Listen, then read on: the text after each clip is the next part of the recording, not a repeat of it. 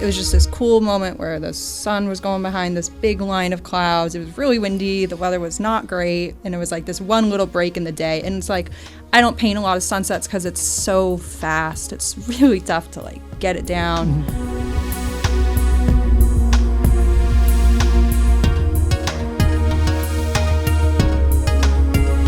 Natalia Mirabito, excited to have you in. You've had a little bit of a, string of success, of the bunch of honorable mention at the James. I feel like I keep seeing your stuff in the winner's circle. Excited to have you come in. Yeah, thanks for having me. I love the Frame Center. I love you guys, everything you do. So excited to talk about it. Thanks. Yeah, so you're like me, a Norwell resident. That's where you grew up. I did. Yep, I grew up in Norwell, and now I'm in Scituate, which Nice. A little closer to the ocean, which is good for all the painting. But I've been coming to the Frame Center since I was a little kid, getting little things framed, and now it's kind of full circle now that I'm out of the city and back in the burbs. Yep. So from Norwell, where did you pursue like a painting or art degree in college, or? I did not. I almost did. So I started as a double major, art and English. Yep. And I work in marketing as well, so that worked out. But then, doing art in college was it was very like fluffy at the time. It was kind of like, go do stuff. Yep. And it wasn't really traditional painting, the program I was in. So I kind of decided I would just pursue it outside of my, main degree. And I had a great teacher growing up, actually around here, Judy Rossman, who's over in right on the Scituate-Norwell line. Yep. And so, she was the only art teacher I had that I really loved and connected with, and kind of really pushed me to like do more with it and like kind of never lose it. So I always kind of remember that going through college, and then after college is really when I picked back up on the painting side. Yep. I was mostly drawing, watercolor, pen and ink, which I loved. But yeah, so I didn't start painting until like, maybe 8 years ago. No kidding. Yeah. When you were studying with Judy, were you doing a lot of ceramics too, or was it just? Did she? I didn't realize that. I know that she teaches, but I just didn't.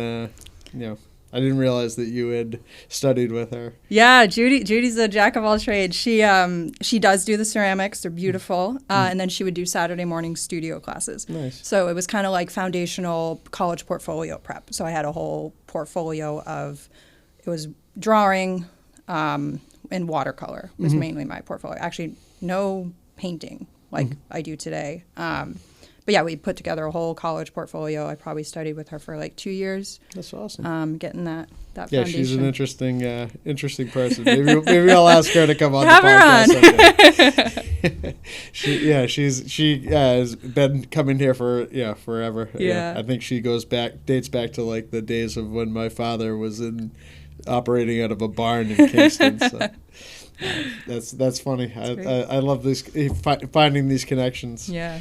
So where was it that you did your college? Your English degree. I went to UMass. UMass, nice. Nice. And the painting kind of. I mean, so obviously you've always kind of dabbled with art then, right? Before you jumped full head into the painting. Yeah. Yep. Nice. Yeah. What really got me back into painting was actually the encouragement of my now husband at the time. And then I didn't have a space for it, which was tough. Like living in the city in your little apartment, you barely have enough room for, a desk, never mind any kind of painting setup. And so he kind of helped me carve out a physical space to do it. And I was like, I don't need a lot of room at the time. I just needed like this little desk, and I was so excited. Yep. And that was what I needed, just the space, a dedicated space to do it. And it was, it was this big. Yeah. You don't always need a huge space. And then I kind of started to realize I really loved landscapes, seascapes, and I loved being outside. Yep. And then I kind of discovered plein air painting along the way, which is painting outdoors, plein air, the French term. It's kind of where that all came from. So that's actually what we've got right here. This is my outdoor setup. I have a couple different Pochade boxes but this one's really lightweight and easy. So this is kind of it. It's like I can bring this anywhere. It's so easy to set up. This is oil. Yep. And I do a lot of waves, like, and it's just great because I can do it all year round, pretty much. Like, yeah, I see the Instagram. Sometimes they're a little bit more bundled up than others. Well, I just try to get outside, so I always bring my setup just in case. Throw it in the car, don't worry about it. And I used to feel like a lot of high stress about it, like, like I gotta make this great painting, and it's not big enough, and all my works were small for a long time. And like now, I'm just like, you know what? I make plenty of bad paintings. I don't really care. Mm-hmm. And it's the important thing is that you just at least did something and you learned like one thing. Mm-hmm. Even if you just learned like one thing from like a quick 20 minutes, that's really what matters. And then you're just it's really just to get information and just to learn. And then you take that and you bring it back into the studio. I have a larger studio now than the little desk in Scituate. And, you just take all those little nuggets over time and you put that into a larger studio painting. So now I'm working larger than I used to, more like 18 by 24, 12 by 24. Those are kind of some nice sizes I like a lot. And, just painting more is like the biggest thing. Like, I love looking back, like my plein airs last year versus right now, like this time of year. Or I'll always try to take a workshop the same time of year, and then I can really see the growth, what I've learned. Hopefully. Yeah. I still remember my first workshop with my first plein air workshop with Joe McGurl down on the Cape. Oh, no kidding. And how was he? Oh, the best. Just so a wealth of knowledge, but so easygoing, such a great mix of levels. We had good weather. Yeah. And my paintings, I couldn't even get in a whole 9 by 12 painting in 2 hours. I couldn't even get everything on the page, But I was really new to oils at that time. So there was a huge learning curve. But I still learned so much. I think I got one okay painting out of the weekend.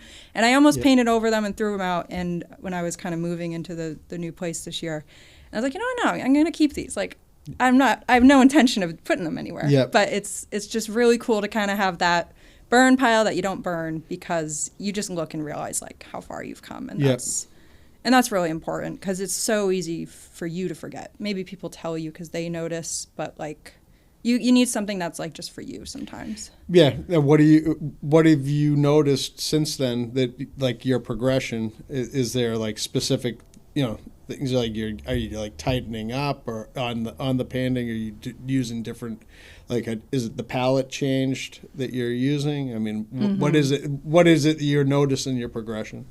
Yeah, I think probably variation in subject matter and loosening up. That's a big one, which I find that my plein air works tend to be looser than my studio works, and I'm still trying to kind of fix that. Not fix it, but I really like some of the stuff I get when I'm doing a plein air because I'm not thinking about it. Yep. And then sometimes when I go at home and start getting going, it feels a bit tighter, but maybe it's because you're up against the time, right? Yeah, you're not thinking in the same way. What you're looking at's changing with the light and everything too, right? So you have to work a little faster.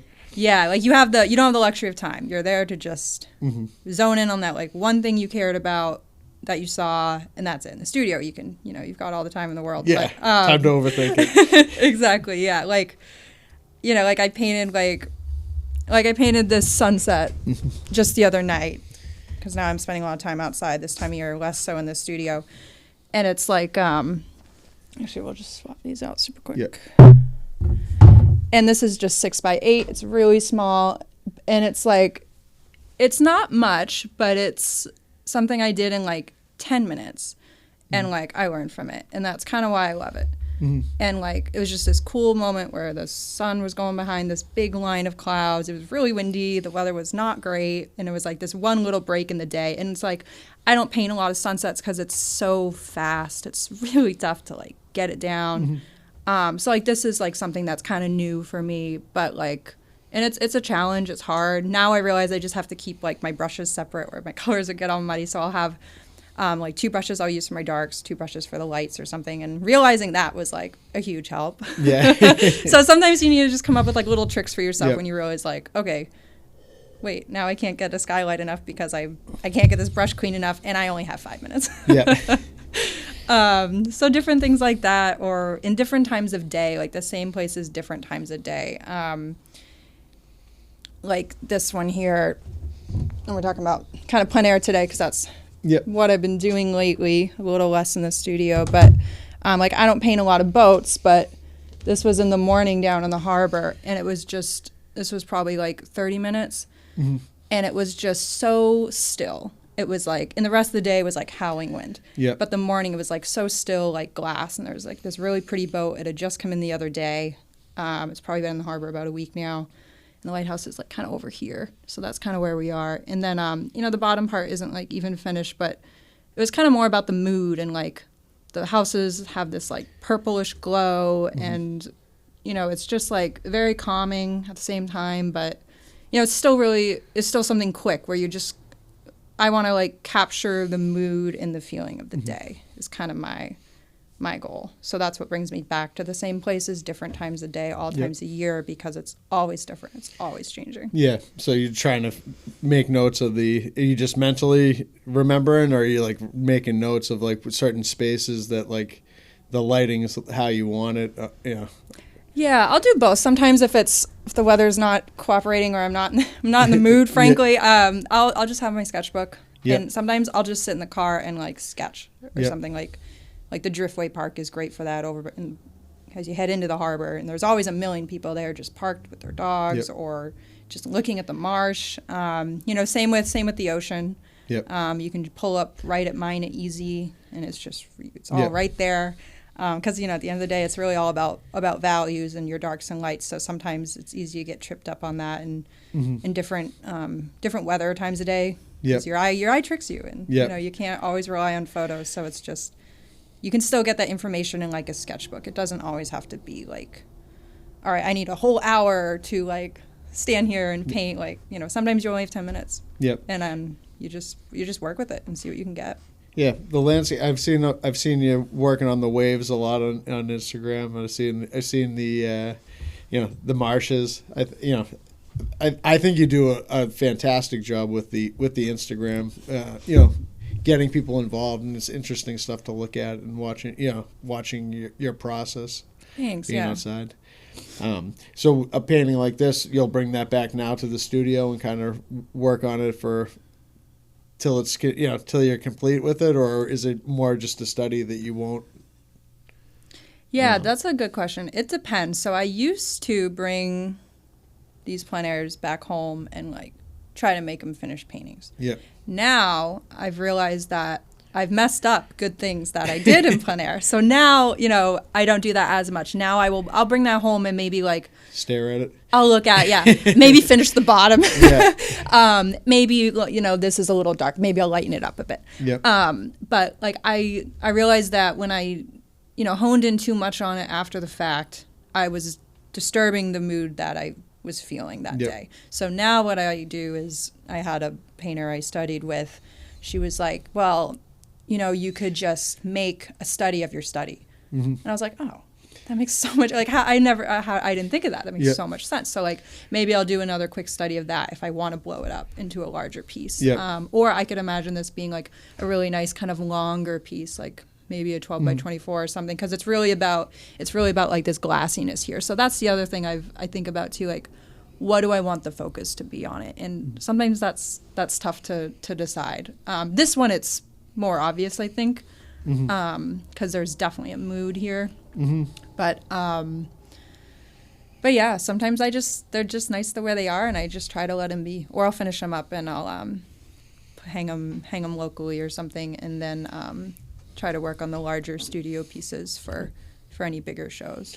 Nice. Now, so it's Joe McGurl, right? Joe McGurl. Yeah. So a friend of mine had, brought him to my attention, told me to look at his stuff. How did you stumble upon, is he somebody you looked up to, and then you saw he at a workshop, or it just? Yeah, I think I was familiar with his work because he had done a lot of work here and around Boston, and done a really cool like Boston Harbor Island series, kind of from boat views and from land views. But then I had kind of known his family from where I worked in high school. Yep. I had known his parents Oh, no briefly kidding. so then I knew that Joe was a painter. I'd heard of him kind of through that. And then he had a workshop. I think he just like maybe put it on social media or maybe on his email list. And I was like, I'm going to do it. I'll sign up. It's right. I wanted to do like a really good workshop, but I didn't want to travel too far. Yep. And I didn't want to spend like tons of money on it, especially at the time because I was still pretty new.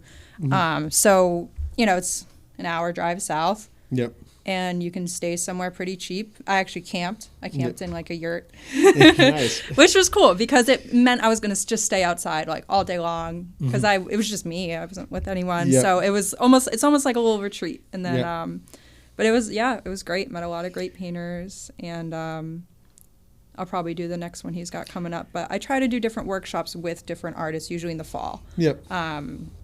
Well, I think that's interesting too. Like when you go down the path of becoming an artist, and you see people that are teaching workshops or all over the place, so you can kind of decide what you want to take. Not that you want to become him, but like you can figure out like certain things you want to learn from him, and obviously he's there to he's offering a workshop, so he wants to teach it, right? In your own path to become the artist you want to be. I don't know. I feel like that's interesting. It's kind of cool that you can decide the avenue that or the lessons you want to learn to get to that point of what you're trying to become. And I'm sure there's a lot of self-discovery along the way too. Yeah, and that's a good point because like it's good to look at art that's not like yours. Yep. Like another artist I love, Hillary Scott, and I did some training with her, and then I realized that are my marshes starting to look like Hillary's marshes? Like no one wants to do that. Like you always want to be your own artist, and I learned a lot, but I kind of realized like, oh geez, like am I starting to accidentally imitate some of maybe the style or brushstroke, and I don't want to do that because no one likes that. So it's but it's you can still learn from that, but just be careful that you want to keep your own style. Yep. And then like there's more, other like Mark Bogus. I always have trouble saying his name. He does these. I'm not the only one that struggles with this. He does these big, beautiful, grand landscapes. And one thing I love about his work is how dramatic the light is. And I've been trying to take a workshop with him for a while up in Vermont. So his style is when you look up close, it's almost abstracted. Like you wouldn't even, and that's a sign of a good painting. But so I would do that for, all right, how do I capture really dramatic light in a forest or something? Or look to work that's not painting. So there's a pastel artist that I love, Jeannie Roser Smith. And she's based in the Boston area and is in galleries throughout the East Coast. And I love her waves, and I look to her waves for so much inspiration, even though she's not, an oil painter. But like she's like my go-to for like kind of learning and inspiration. And I even did some pastel kind of just for fun. And I made this little wave, and I actually just loved it because it was just so different than painting, and you can get different effects and kind of learn from that. Maybe it's easier, maybe it's harder, but it's kind of fun to like try a different medium. So if you have the chance, just kind of mess around, play around, because you might learn something that like you struggled with in your medium, but then you realize, it's kind of almost easier in other ways. So, but yeah, look to art that's like different than yours because you're always going to learn something. So I really try to like, abstract art too. I have a lot of abstract artist friends. So, there's always something to learn. Nice. Yeah. Yeah, I think that so do you have a group of people you work with to get like feedback from, or like I see your Instagram, you're painting by yourself most of the time. Yeah, when I'm out, it's usually by myself. But I do have some painting friends around the South Shore, so we'll hit each other up. Yep. I've got some friends back in the city who I still see now and then. So they're good for like I'm not necessarily going painting with them because they're in the city, but they're really good for like bouncing off ideas or, hey, is this working? Or what do you think of this or that? Or things that aren't, necessarily painting related, things that are maybe more like the business side, or Yeah. you know, like all the other parts of art that we don't think about when we look at a painting. There's a lot to it. So, right? And of course, you know, through art associations, in Boston, I was a member of a couple associations up that way, which is what really gave me a community. And then, you know, down here, you find that same community through your other groups. So are you a part of any of the associations down here? Or yeah? Yep, I'm part of most of the ones down here. And then sometimes with my day job, it is a little bit tougher to, you know, like go do all the things I wish I could do. A lot of times they are happening during the day. And there is a group, there's some plein air painters who will go out like during the day out of Hull and in and around town. If there's anything on the weekend, usually I try to loop up with them or reach out to them individually. But yeah, you just gotta, it's important to have community, but it's also good to kind of do your own thing too. So I think it's just hard to find a balance because art can be really lonely. Yep. And that's why I got a cat. And she hangs out in my studio. Scituate Animal Shelter. She's like my best friend. She loves being a studio cat. So I've got that company at home, which is good. Is your husband an artist too, or is No, he's not an artist. But does he give you? But he does write. Yeah. He's actually a writer a bit on the side. Nice. But so aside from setting up the studio space for you, he give you good feedback, or he does, like a trusted? Yes, he's really good at it. He has a really good eye. And he'll like tell me things that I don't even notice. Maybe it's just all these years of looking at things. But no, he gives really good feedback. If I'm not sure about something, or I'll bounce ideas off him all the time. And he'll usually give me a really good answer. It's always honest. That's important. Yeah, he's a really good. But he's also like off. you know, I don't know. Sometimes not being involved in art is like that's the person whose opinion you want. Yes. Right. You know, because you know people that aren't creating art a lot of times are the ones that are buying it. Right. So having I don't know how to properly say it. You don't want to say like an outsider, but you know, somebody, you know, a civilian, right? You know, their opinion, and you know, having him see like, oh, well, you know, if you're going in a certain direction, like telling you that he likes it or he doesn't, you know, is probably important. Yeah. Or even sometimes it's like, oh, you know what, maybe there's something I really love in a piece, and I'm like, yeah, I love that little section right there, I really love it, and. And then he'll come in and be like, I'm like, yeah, like, what do you think? And I won't say anything. I just want to see what he thinks. Like, I'm like halfway through a painting, you know, or it's really early on. I'm just doing a block-in of like a composition. And he's like, oh, you know, I really love like that right there. And I'm like, or that looks a little funny. And I'm like, oh, wow. Like, I didn't notice that. Or like, I was so focused on this part I really liked. But, you know, maybe there's another part that's drawing people in. And so it's so cool to get, I love getting people's opinions and like telling me what they like, what they don't like, what draws them in, which is another reason why I love like plein air, because people are walking by, people are talking to you. So I do get a lot of like interesting feedback that way. Or if I have a couple things from the day and they're sitting out in the sand, like people say, oh, I really like that one. Or, you know, so it's cool to see like what people like. I mean, you should always paint for yourself and what you love and what you want to paint. You know, it's okay to paint like things that you know are going to sell, but you don't want that to become everything you do and what drives your work, which can be tempting. So it's good to mix it up. But getting like unsolicited random feedback from strangers, sometimes it's funny, but sometimes people say really good stuff. You know, like it's awesome what people have to say most of the time. Are cool. Really valuable, and it's just you selling stuff right off the easel. Sometimes, not all the time, but well, I mean, it's nice if that happens, right? Yeah, but it's cool. It's cool, and it's just like I love the idea that you're getting art in front of people, someplace like anyone, getting art in front of people someplace they wouldn't expect, because a lot of people, you know, they like art, they like the ocean, especially in this area, or the marsh or the beach. But, they're not going to necessarily walk into a gallery or go seek out art. Yeah. But, like, if they're on their daily beach walk with their dog and they see someone painting on the beach, they're like, oh, wow, like, what are they doing? I'm going to go talk to them. And people are usually really curious and really into it. So it's just, I love the idea of getting art in front of people in like different ways they wouldn't expect.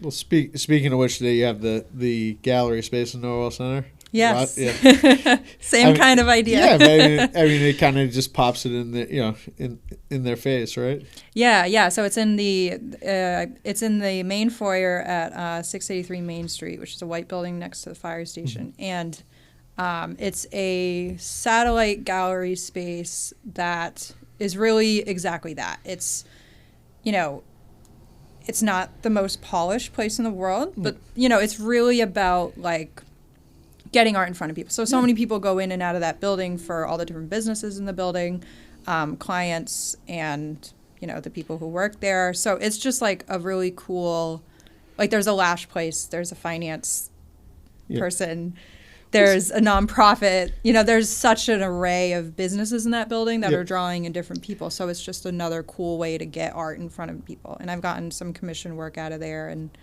some other things. So I would imagine it's nice. Yeah. It's easy to somebody shoots you a message and they want to see the stuff in person too. It's probably a nice, easy way to be like, well, just stop by here. There's some on display, right? Because I mean,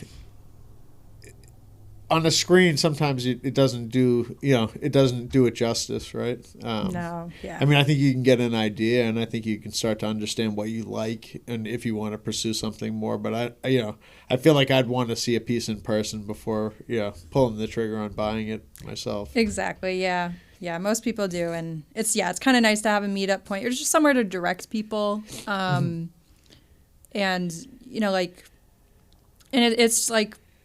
It's usually pretty close by for most people. Like I've dabbled a little bit with, should I have something in the city or SOA? And I've done pop-ups and things there through some friends when they're out of town on First Fridays at SOA. And then I'm like, you know what? I don't know. Like it's kind of nice being down here. Yeah. And just connecting in other ways. So that's always a struggle. Like, where do you want to show your work? Like what's kind of the right move do you do? Mix of things do you? Yeah. That's always a struggle. Like outside of like juried shows, but trying to arrange for spaces is it's the business side of it, right? And there's not I feel like there's some gallery spaces down here that are just dedicated galleries, but I think we need more of them. And finding creative ways of like the satellite galleries is is a good way to get it out there. I don't know. We'll have to keep thinking of other ways, right? That's right. I feel like we've had pretty good luck with our space here, and again putting it in people's face, and they walk in. There's a bunch of paintings there. Definitely. Yeah. Not that there are people coming in here are always just coming looking to buy art, but they generally have an interest in it. So it's nice. But it would be nice to see some other places pop up that aren't just libraries. But the libraries they do tend to have a lot of walls, right? Yeah, and you want eyes on art. That's the goal, right? It's for. I mean, you should do it for yourself, but it's for people. So anywhere you can get art in front of people, and I just kind of say yes to everything. Not everything. I try to be selective, so I'm not spread too thin. Because sometimes you realize you're spread too thin, and the last time I was spread too thin, like this spring, I missed a deadline for a show I was really excited about, and I just couldn't believe it. I was like, oh man, like how did I miss? I was so upset with myself, and I was like, you know what? That means I am spread too thin. Yep. Because I've been thinking about this show for like months. Yep. And I messed up, and I was like, wow, okay. You know what? Maybe we just need to take a little break. Yep. And just chill out a bit. Just scale back. Just focus on like 2 to 3 things instead of 3 to 5 things. Yeah. That's a challenge. It happens. But yeah. Any shows coming up that you're excited to be a part of or plan on entering? I've got a show running down in Duxbury right now through the Duxbury Art Association. That's up at the conservatory there. Okay. And then I think that'll roll right into a summer show. And then there's some late summer deadlines coming up for some shows, so I'm kind of getting ready for those. There's some like July deadlines, so those will be some larger pieces I'm working on, hopefully. And then I have a big commission I'm working on right now. So that's going to be probably a lot of my time. Now that it's springy and green, we've really gotten going on it, which is great. When you're entering shows, are you like seeking out like something that you want to put into the show, like a specific painting, or are you like, oh, this one's great, I'll just have to are you just like producing and you're like, oh, this is the one I'll put in, or are you like, is it a lot of thought going into it, like, oh, I want to do the waves for this, or yeah, that's a good question. It's a mix. So there's some, like, for regional or national juried shows, I usually have, like, I know that there's, like, okay, like 3 to 4 larger paintings I want to make for the next, like, 6 months, say. And I know, I might know in my head, okay, like that one I think would be really good to submit to this show if it's done. So I kind of think like that. It doesn't necessarily matter the subject matter. I mean, so far, like in the studio right now, I have like some 12 by 24s and 18 by 24s going, and a 24 by 36, but they're all different. One is a wave, but it's a sunset wave. It's really pretty. It's a kind of like peachy, glowy, a little muted in a nice way. That's a 12 by 24. I also have like this really glowy golden hour dune that's going. So it's kind of a mix. There's still a theme. I actually don't have any large marshes I'm working on right now. Summer I tend to paint a little more beachy. And then I have some other pieces that are like Ireland and Italy that I always kind of work on in the background, because sometimes you get stuck on something, and I've learned that it's really important to just stop and take a break. Because I've messed up paintings that way by like you just keep going, and then you kind of step back and you're like, oh, geez. Maybe I should have stopped like 10 minutes ago and just taken a break. So rotating out different subject matters and things like that really helps me like be like, okay, I worked for a half hour on that piece in the morning at like, 7, and then I'm just going to come back to it like tomorrow, and I'm going to work on something else in the meantime. So for me, that's really helpful to just... Are you painting every day too? Or? Pretty much every day, yeah. I paint like in the mornings before work, and then sometimes in the evenings. It kind of depends on the day. If like there's no one in the house and it's just me, I'll have like a nice little painting night on a Friday night with my cat and my podcast. But pretty much every day. And then in the summer, try to get out on the weekends or whenever the weather's good. You just wake up and you're like, oh, looks like a nice day to get outside and paint. And even if it's just like on the way to the coffee shop, all right, I'm going to stop at the marsh for 20-30 minutes on the way. So I don't always build my whole day around it, but I just always have it with me just in case. So. Inspiration hits you. It's important. Nice. Well, I think that it was great having you in. I'm excited for the conversation. I think people should check out your work. Natalie Mirabito art, or what is the Instagram handle? I think that's a great one for people to get a representation of what you're doing. Yep, just on Instagram. Just if you type in Natalia Mirabito art, it'll come right up. Nice. So. And do you have a website too, or are you? Yep, NataliaMirabito.com. Perfect. So. That's easy. Yeah, I think I'm on the mailing list, the email list, so I get some updates. Or if you see me in this, I'm probably out painting. This is my traditional painting wear. You said the full-time job is in marketing too, so that's still kind of in the creative space in a sense, or? Yeah, it is in a sense. Yeah, a lot of my job's creative, has creative elements to it for sure, but in that way, there's a lot of like kind of businessy marketing stuff that I've been able to bring over to the art, which is cool to have some of that angle. No, I mean, I think that a lot of people have I feel like there's a lot of great artists that don't know how to market themselves, or and it's I don't know, it's a shame that their stuff isn't seen by more people, but you seem to have the right idea, get it in front of people, have them see it, and things happen, right? I think all the time, like how to get people to see and buy more art. That's what this is all about. So to inspire them and make it less intimidating, because I think sometimes people are a little nervous to walk into a gallery. They're worried they're going to get the hard sell. I think sometimes people are. I was down in Plymouth yesterday at the art center, and people are walking by all the time, but they don't know that they can just walk in there for free and look at stuff. Look at stuff. They think they're going into a museum and they're going to have to pay pay money to get in. So, getting people to understand that sort of thing, I think, is important, and hopefully we'll figure out the way to get that done. But I think Instagram's awesome for getting people's eyes on things, and all social media to a certain degree. You just don't want to fall into that black hole of spending too much time on there. No, yeah. When I paint, I turn my internet off. And sometimes I'll just uninstall Instagram from my phone. Yeah. And then it loads right back up. You don't lose your login or anything. This past weekend, I just took Instagram off my phone because I just needed a break. Yeah. So it's okay to take a break. Yeah, no, it's important. Those things can become a time suck. They're great for creating or putting stuff out there so other people can see it, but then you don't want to end up on the wrong side of it, right? And you're just staring at other too much, and then you find yourself morphing into something else, or Yeah, just got to do your own thing and take breaks and take it easy.